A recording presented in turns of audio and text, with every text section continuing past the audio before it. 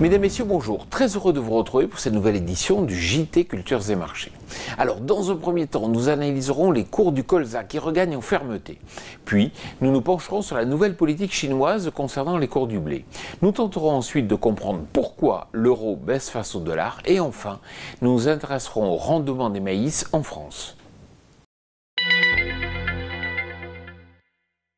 À long terme, l'évolution des cours du colza est incertaine. Mais à moyen terme, par contre, la situation est bien plus favorable. Tout d'abord, les cours des huiles flambent à Rotterdam, mais aussi en Malaisie, grâce à des exports de palmes relativement soutenus. Autre point positif, les cours du canola sont au plus haut depuis le mois d'août dernier, à cause de la dévaluation du dollar canadien. Enfin, les cours du soja sont soutenus, car les semis brésiliens manquent d'eau. Dernier facteur favorable pour le colza, les cours du pétrole sont particulièrement fermes.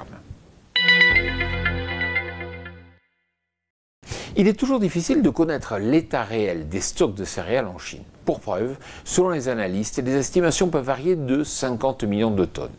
Par ailleurs, vous le savez, la culture du blé est rentable dans ce pays grâce à un prix minimum fixé par l'État. Or, pour la première fois depuis 10 ans, la Chine va abaisser ce prix plancher.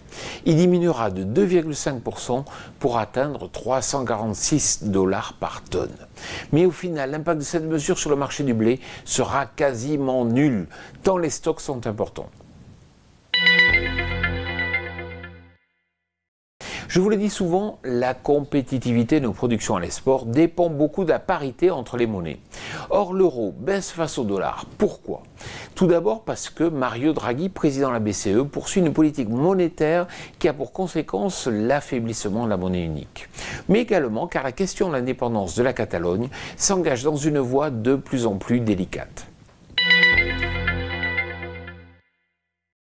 14,5 millions de tonnes, c'est le niveau que pourrait atteindre la production de maïs en France cette année. Si les surfaces enblâvées sont en nette baisse, les rendements records pourraient permettre à la production de s'afficher sur des niveaux au final moyens. Les échos sont en effet particulièrement bons alors que près de 9 hectares sur 10 sont déjà récoltés. Alors si vous aussi vous recevez un email vous informant de la mise en ligne de ce JT, bien sûr, n'hésitez pas à le transférer à tous vos amis. Voilà, le JT Culture et Marché, c'est terminé. Je vous souhaite bien sûr une excellente semaine.